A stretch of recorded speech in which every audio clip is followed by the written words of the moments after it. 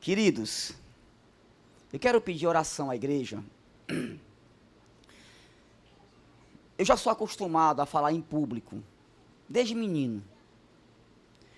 Eu lembro perfeitamente quando o pastor Sebastião, saudoso Sebastião, na Assembleia de Deus, na escola bíblica dominical, eu tinha talvez uns 13, 14, 12 anos de idade. A tia da salinha faltou.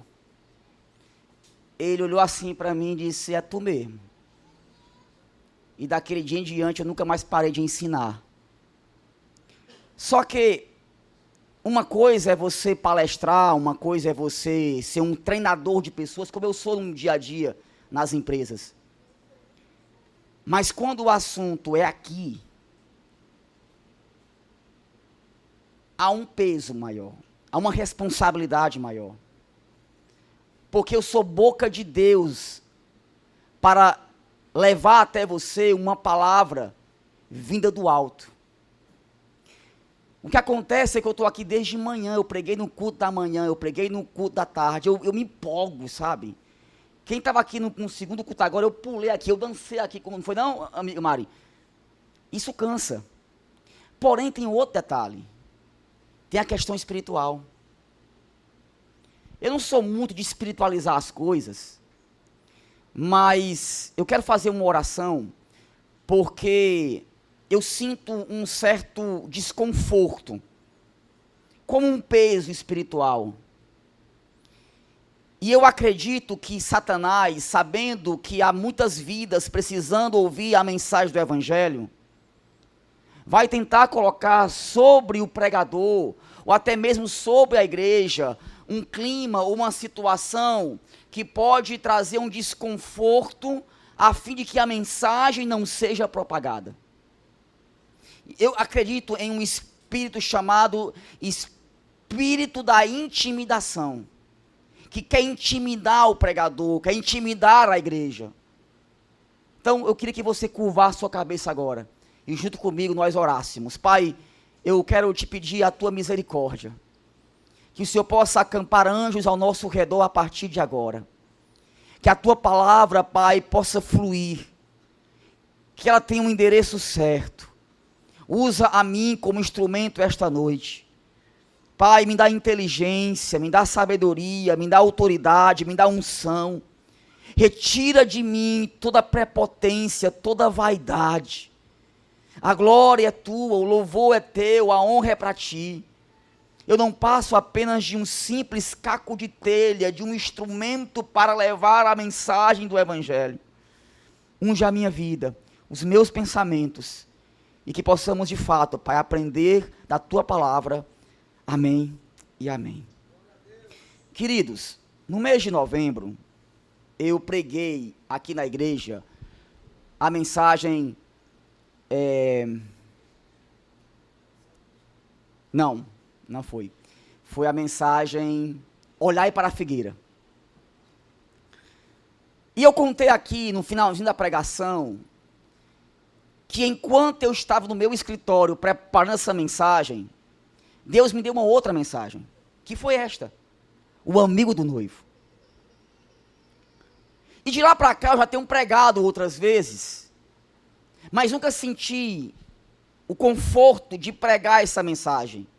Apenas agora. Porque eu entendo que se eu sou um instrumento de Deus, eu tenho que ser direcionado por Deus. E sabe de uma coisa, querido? É tentador isso aqui, ó. Isso aqui é tentador. O palco é tentador. O ego que há dentro de nós é perigoso. E aí, porque você pregou bem um mês passado, as pessoas receberam a mensagem do Evangelho, você pode pensar que é mérito seu. E aí você pensa, qual a mensagem vou pregar no próximo domingo? Não, tem que ser do mesmo nível daquela que eu preguei, porque o povo gostou. Isso é tentador. Você tem que ter muita humildade, muita sabedoria para não se deixar levar por isso. E às vezes que eu preguei uma mensagem que eu queria pregar, porque eu achava que aquele tema era interessante, eu me dei mal. E hoje, eu só prego uma mensagem que eu sinto de Deus, que é a mensagem ideal para aquele momento. E assim como foi de manhã e foi agora à tarde, eu não tenho dúvida, Deus vai falar conosco agora à noite a partir dessa mensagem. E eu convido você a abrir a sua Bíblia em Mateus, o capítulo 25, e vamos ler 13 versículos, do 1 ao 13, que diz, tem aqui no telão, tá? O reino dos céus, pois, será semelhante a quê? 10 virgens, que pegaram suas candeias. Vamos lá, o que é uma candeia? Candeia é um instrumento de barro antigo, um recipiente, que se colocava óleo, azeite, tinha um tição na ponta para acender e iluminar o ambiente, ok? Que pegaram suas candeias, suas lamparinas, em algumas versões, e saíram para encontrar-se com o noivo. 5 delas, das 10, 5 delas eram insensatas. Algumas versões dizem imprudentes, loucas, nécias. E 5 eram prudentes. Ok. As insensatas pegaram suas candeias, mas não levaram óleo consigo. As prudentes, porém, vírgula, levaram óleo em vasilhas, juntamente com suas candeias. O noivo demorou a chegar, e todas ficaram com sono, e adormeceram. À meia-noite ouviu-se um grito: o noivo se aproximam. É assim que eu leio, tá? Saiam para encontrá-lo. Então, todas as virgens acordaram e prepararam suas candeias. Todas. As insensatas disseram às prudentes: ei, dê-nos um pouco do seu óleo, pois as nossas candeias estão se apagando. Elas responderam: não, pois pode ser que não haja o suficiente para nós e para vocês. Vão comprar óleo para vocês. E saindo elas para comprar o óleo, chegou o noivo. As virgens que estavam preparadas entraram com ele para o banquete nupcial, e a porta foi fechada. Mais tarde, vieram também as outras e disseram: Senhor, Senhor, abra a porta para nós. Mas ele respondeu: a verdade é que não as conheço. Portanto, vigiem, porque vocês não sabem o dia nem a hora. Queridos, essa parábola, o que é uma parábola? Jesus era mestre em contar história. Um bom orador, um bom comunicador, é aquele que sabe contar belas histórias. As histórias, elas comovem. As histórias criam âncoras, memórias. E Jesus sempre, quando ia se comunicar com as pessoas, falava mediante parábolas. Agora, esta parábola é, sem dúvida, ou talvez a mais enigmática da Bíblia. Teologicamente falando, há muito debate a respeito desta parábola. Mas é claro que eu não vou aqui, em um momento de um culto evangelístico, trazer aqui confusão à mente de vocês sobre correntes de pensamento que pensam de um jeito e pensam do outro. A ideia aqui é trazer a essência daquilo que Jesus queria trazer mediante a sua palavra, através dessa parábola. E aí, eu quero trazer 2 observações importantes, ainda dentro da introdução da mensagem. Primeiro, a parábola está falando de um casamento. Mas que casamento? Um casamento judaico. Esses dias no meu trabalho, umas pessoas me chamaram Daniel, como é que eu entendo a Bíblia? Eu respondi de duas maneiras. Primeiro, você tem que entender que a Bíblia é um livro espiritual.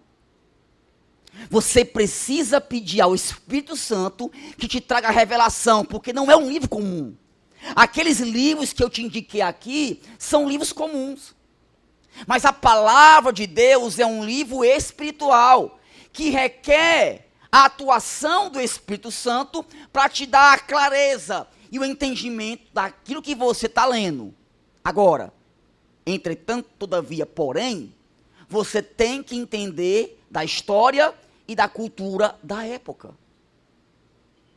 Se não entender, por exemplo, como é que era um casamento judaico, eu não vou entender essa parábola. Quer ver um exemplo? Adoro esse exemplo. Vamos imaginar que hoje, dia 16 de março, às 19h30, começou o terceiro culto na Igreja da Paz, aqui em Itapipoca. E o Wander pegou um papel e uma caneta e foi escrevendo tudo que aconteceu no culto, do começo ao fim. O culto começou às 19h30, com 4 louvores. Depois a irmã Jéssica, esposa do Daniel, subiu aqui em cima e deu a palavra da oferta. Depois ele subiu, Deus se fez presente, houve curas, houve milagre, vidas foram transformadas, foi um mover de Deus. E quando terminou o culto, os irmãos foram lá para o Espaço Conexão comer cachorro-quente. E o Wander anotou tudo isso aí. Aí houve um terremoto. E todo mundo morreu. Até nós. É uma parábola, gente. Milhões de pessoas morreram. 1000 anos depois, foram escavar aqui a igreja e encontraram o quê? O papel que o Wander tinha escrito. E aí, o povo daquela época, de 1000 anos na frente, começaram a ler, naquele dia, Deus se fez presente, houve cura, maravilha, o poder de Deus se fez, e os irmãos depois foram comer cachorro-quente. Aí vamos imaginar que daqui a 1000 anos, cachorro-quente não é o que nós entendemos hoje, que é um pão com salsicha. Há uma grande possibilidade que daqui a 1000 anos, quem encontrar esse papel vai pensar assim, que tipo de crente era aqueles? Como é que Deus poderia descer sobre eles e matar um cachorro e comer cachorro quente? Você está rindo? Mas às vezes eu vou ler a Bíblia com uma visão atual de uma coisa que foi escrito há 2, 3 mil anos atrás. Não tem como você entender, inclusive, Gardênia, eu me disponibilizo a dar uma aula aqui na EMP sobre figuras de linguagem da Bíblia. Tem pelo menos 21 tipos de linguagem na Bíblia. Figuras de linguagem. Que se eu não entender aquele contexto, eu não vou entender a essência da palavra. Por exemplo, eu mandei o IA, o ChatGPT, gerar para mim, cria para mim, sei lá, um desenho do casamento judaico antigo. E apareceu isso aqui, ó. Olha que imagem linda, criada por IA, tá, gente? O IA vai dominar o mundo, gente. Existem muitas diferenças entre um casamento judaico e o casamento da atualidade, nosso, aqui no Ocidente. Por exemplo, aqui no Brasil, o noivo espera a noiva. E como espera, hein? Virou até moda, né?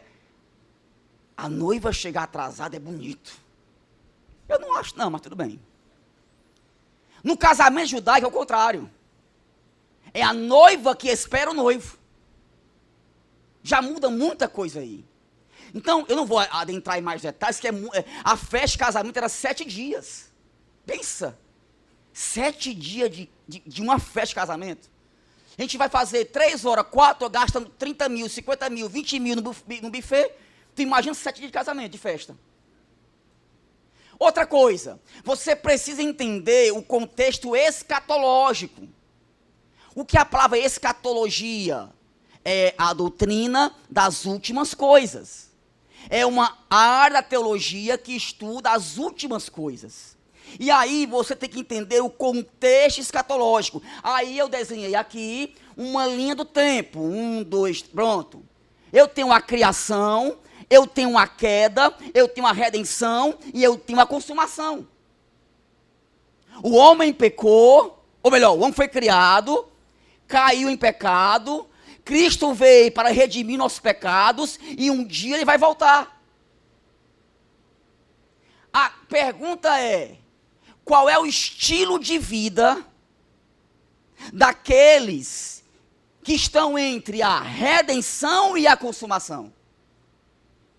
Se Jesus vai voltar, e eu creio que ele vai voltar, qual é o nosso estilo de vida quando Jesus voltar? E aí eu entro no primeiro ponto da mensagem. O estilo de vida dos últimos dias não é sobre intensidade, mas sobre uma constante intensidade. Mateus 25, 3 e 4 diz: as insensatas pegaram suas candeias, mas não levaram óleo consigo. As prudentes, porém, levaram óleo em vasilhas, juntamente com suas candeias. Eu quero te falar uma coisa. As 10 virgens começaram bem. Elas conheciam o noivo, foram convidadas para o casamento, mas apenas 5 delas tinham reserva. E essa reserva fala de constância. Muitas vezes, a nossa crença em Deus está baseada em um momento do que numa constância. Somos crentes de domingo, vamos à célula quando nos é pertinente, adoramos um congresso ou uma conferência, ficamos empolgados em servir no encontro com Deus, vibramos com os nossos acampamentos, mas quando essas coisas passam, esmorecemos, não temos reserva, não somos constantes. A coisa que eu mais escuto nos meus aconselhamentos é: Daniel, eu não sou constante.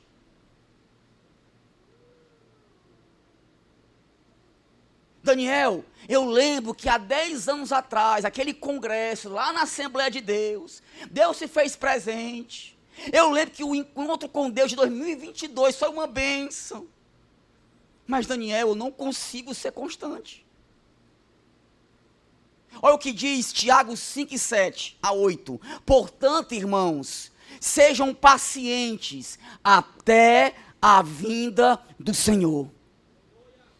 Vejam como o agricultor aguarda que a terra produza a preciosa colheita e como espera com paciência até virem as chuvas do outono e da primavera. Sejam também pacientes e fortaleçam o coração, pois a vinda do Senhor está próxima.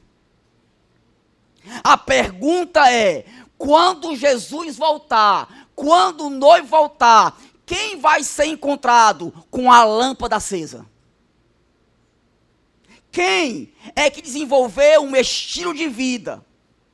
Não de fazer coisas intensas por pouco tempo e parar, mas desenvolveu um estilo de vida que vai ser encontrado fiel quando ele voltar.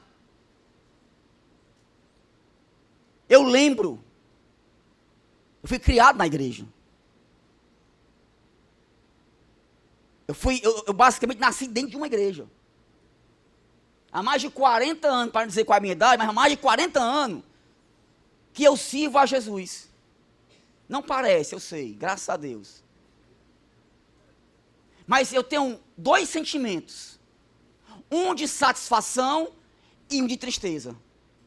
Satisfação porque até aqui Deus tem sido fiel comigo. Mas de tristeza. Que quando eu faço uma retrospectiva, minha amiga Sasha, aqueles que eram da minha geração, que pregavam nas igrejas, cantavam nas igrejas, a grande maioria estão longe da igreja. Porque não foram constantes. Se ludibriaram com as coisas deste mundo. Perderam a esperança da volta de Jesus. Ei, queridos, nós temos que voltar a ter saudade da volta de Jesus.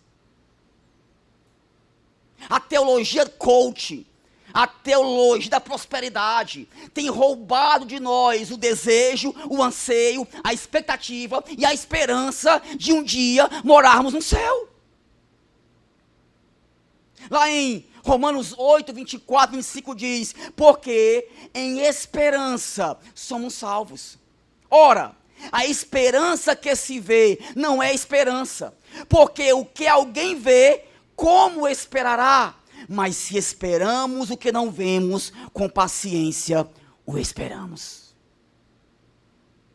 Qual tem sido o teu nível de constância?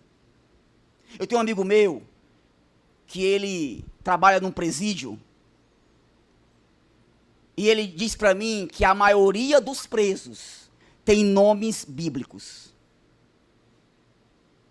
Tem o Tiago preso, tem o Daniel preso, tem José preso. E quando ele tem a oportunidade de conversar com alguns detentos, a grande maioria diz, eu fui criado no meio evangélico. Meu pai era um presbítero, meu pai era um pastor, minha mãe regia o conjunto de jovens. Mas a grande maioria não foram constantes. Porque a grande maioria fica de olho, ai, como assim, uma igreja que tem maquininha de cartão para passar a oferta e o dízimo, que absurdo. Ficamos pontuando aquilo que eu acho que não está legal, que não faz sentido. E sem querer, eu estou me afastando das verdades bíblicas por conta de picuinhas. Eu li um livro um tempo atrás, chamado Os Caçadores de Deus. Eu vou pregar sobre esse livro. Os Caçadores de Deus. Ele conta uma história de um pastor na Etiópia que certa feita estava ministrando um culto. Quando homens do governo comunista o interromperam dizendo, estamos aqui para acabar com esta igreja. Eles já tinham tentado de tudo sem sucesso. Então, naquele dia, agarraram a filha de 3 anos do pastor e arremessaram a criança pela janela. Mas a esposa do pastor desceu, colocou o seu bebê morto nos braços, retornou ao seu lugar na primeira fila e a adoração continuou. Meu Deus.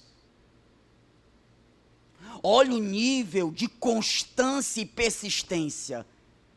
Pegaram a sua filha, mataram a sua filha dentro de uma igreja. Mas ela pegou a criança no colo, sentou na primeira fileira e continuou adorando e servindo ao Senhor. Isso é uma lição de moral. Ai, está chovendo hoje, não vou para a igreja. Ai, me deu um sono hoje, não vou adorar o Senhor. E aí, sem querer, querendo, eu vou criando alternativas e atalhos que vão me distanciando da verdade. Gente, eu cheguei a esse nível. Eu lembro que uma vez, Jéssica e eu estava desse nível. Amor, é o seguinte, ó, hoje é domingo, pra praia. Beleza, ótimo. E não é que a gente gostou da praia? Outro domingo, amor, vamos pra serra. Comer um cará, tomar um banho de cachoeira, com os meninos. Vambora. Gente, não é que a gente gostou da cachoeira. Amor, no outro domingo, vamos pro Iguatemi fazer umas compras. Ai, como é bom fazer compras. Quando Jéssica e eu menos percebe, a igreja deixou de ser o nosso prazer. Não estou dizendo que é errado ir para a praia não, gente. Vá, se divirta com a sua família. A questão é, que tipo de constância e perseverança você está em relação a Deus? Ou a igreja não passa apenas de um acessório de final de semana? Agora a pergunta é, como ser constante? E aí, eu entro no segundo ponto da mensagem. Óleo não se empresta. Grava isso. Óleo não se empresta. Mateus 25, 8, 9, a parte A diz: as insensatas disseram às prudentes: dê-nos um pouco do seu óleo, pois as nossas candeias estão se apagando. Elas responderam: não. Talvez essa seja a palavra mais espiritual que precisamos para hoje. Se você quer acumular óleo, vai ter que aprender a dizer não. Não para as suas vontades, não para os seus desejos, não para aquele pecado de estimação que te tem consumido. Talvez você precisa morrer. Calma, eu explico. Sabe por que muitas pessoas fogem do lugar secreto ou do relacionamento com Deus? Sabe por quê? Porque elas sabem que no dia que Deus falar, muita coisa vai precisar morrer em suas vidas. Sabem que vão ter que abrir mão de coisas, abrir mão de relacionamentos, vai ter que largar algumas paradas sinistras na sua vida. Coisas que você vinha alimentando há muito e muito tempo, e que você acha que é bom, mas que na realidade está tirando de você a coisa mais importante, que é a comunhão com Deus. Devemos lembrar que aquilo que é bom pode ser o pior inimigo daquilo que é melhor. Se você quer o melhor de Deus, terá que sacrificar aquilo que você pensa ser bom e aceitável. Eu lembro de uma história, de um livro que eu li chamado Os Mártires do Coliseu. Livraço. E conta a história de um bispo chamado Policarpo de Esmirna. Depois vá no Google e procure sobre Policarpo de Esmirna. Ele foi preso pelos romanos, levado ao tribunal, lhe foi oferecido a chance de salvar a sua vida, caso jurasse lealdade a César e queimasse incenso em sua honra. Policarpo recusou, afirmando: sirvo a Cristo há 86 anos e Ele nunca me fez mal. Como posso blasfemar contra meu rei que me salvou? Vem cá, Policarpo. Ninguém está pedindo para você deixar de ser crente, não. Tu vai ali na estátua de César, pega um pouquinho de incenso, coloca lá e pronto. Tu não precisa deixar de ser crente, não. Que tipo de incenso você tem oferecido ao mundo? Tem dito sim para a imoralidade, para o ganho fácil, para a mentira. Tem negociado os seus princípios e valores? Ou você é da turminha do nada a ver? Deixa de ser religioso. O pastor Lamartine Porcela disse: uma das portas do inferno se chama nada a ver. O problema das virgens loucas não era o azeite, mas a reserva. Nós precisamos ser constantes e precisamos dizer não para tudo aquilo que nos afasta de Deus. Amanhã, dia 17, começa a famigerada declaração de imposto de renda. Eita Jesus! O que tu vai colocar lá na tua declaração?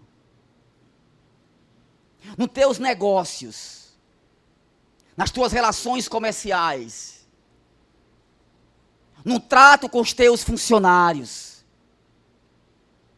Como você tem se comportado quando você entra no estacionamento do Pinheiro e vê uma vaga de carro reservada para o deficiente. E você olha, não, mas é rapidinho.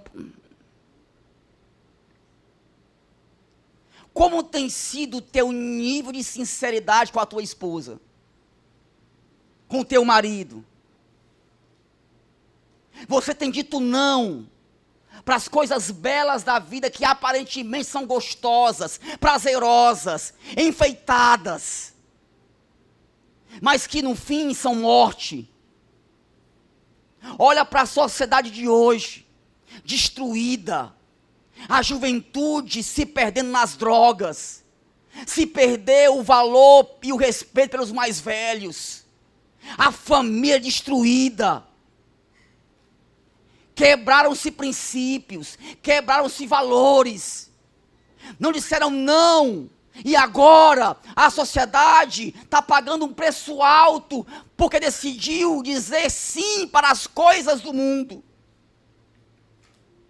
O grande Frank Barthelme disse: a profundidade de seu arrependimento vai determinar a estatura de seu avivamento. Diga não para o pecado. Diga não para os prazeres do mundo. E aí eu entro no terceiro ponto para finalizar a mensagem. O amigo do noivo. Mateus 25, versículos 5 e 6 diz: o noivo demorou a chegar.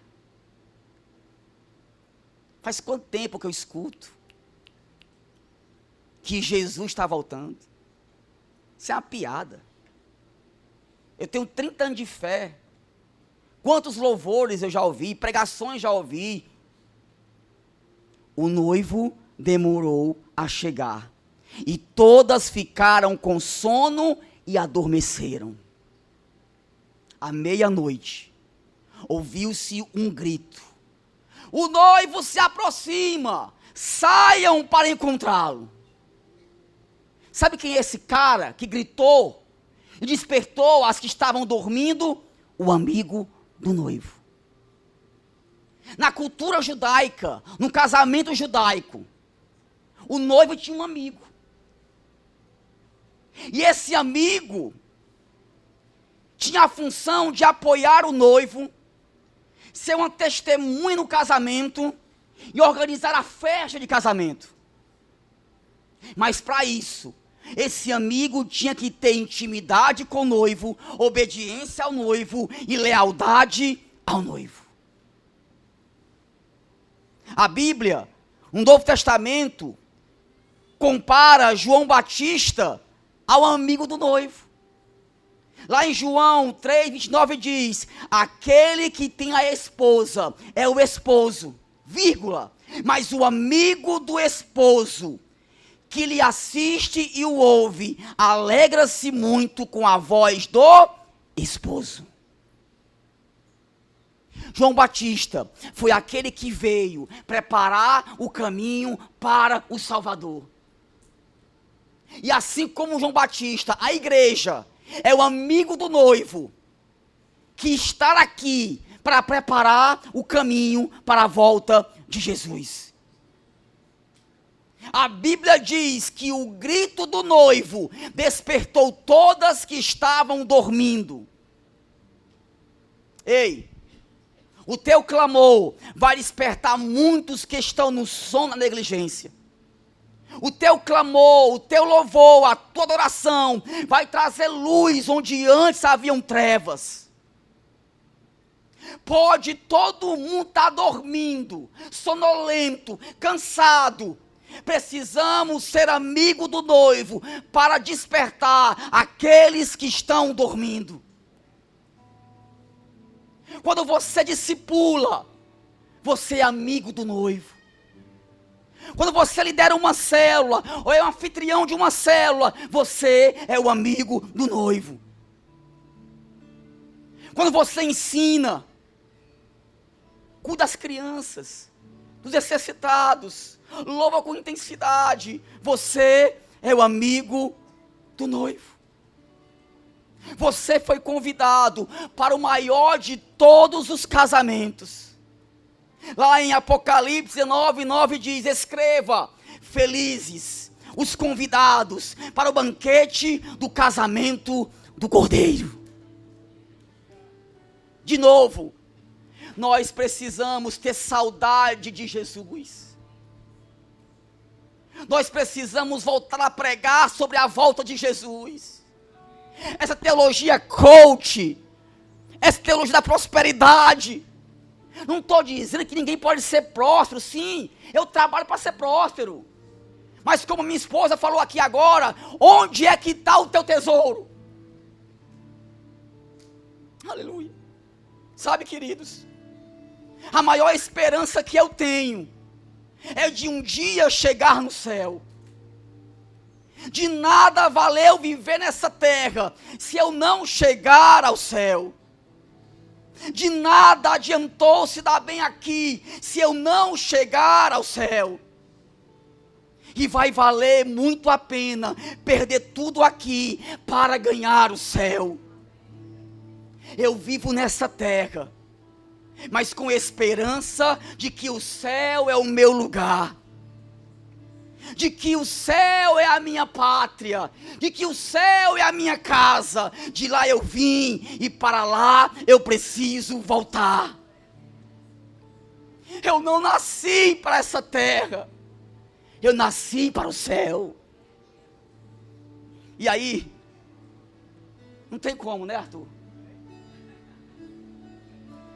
Da linda pátria estou bem longe, cansado estou. Aleluia.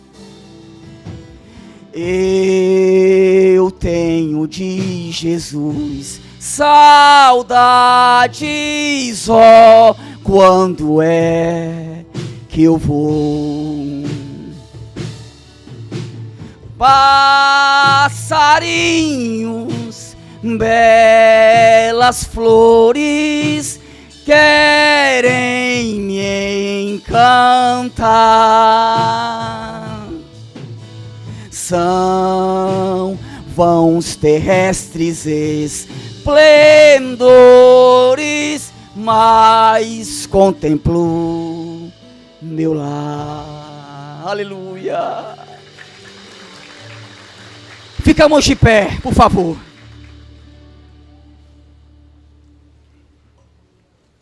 C.S. Lewis disse certa vez, aleluia, aqueles que estão muito conscientes de um outro mundo tornaram-se cristãos muito mais eficientes neste mundo.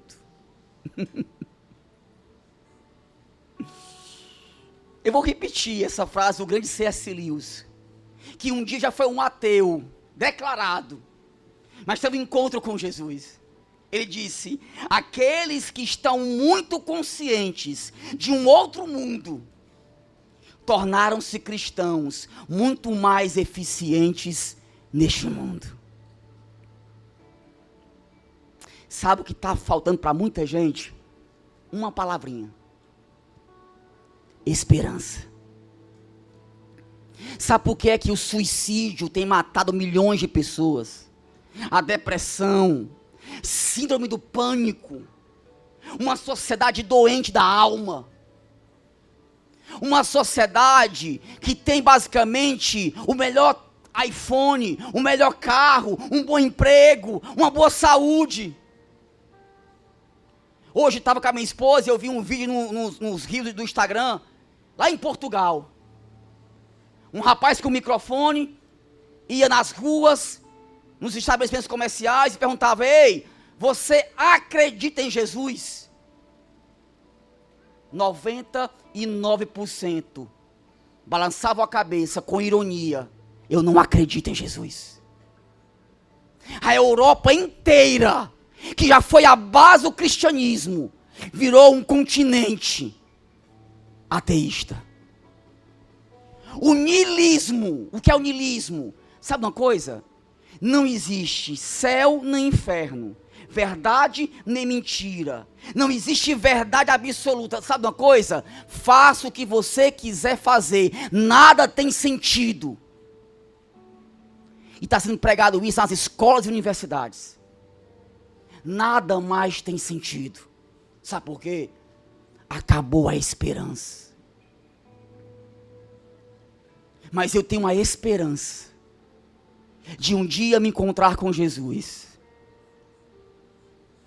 Eu tenho a esperança de rever aqueles que um dia foram primeiro do que eu. Nara, Valdilson, seu pai. Um dia vamos encontrar o Valdilson.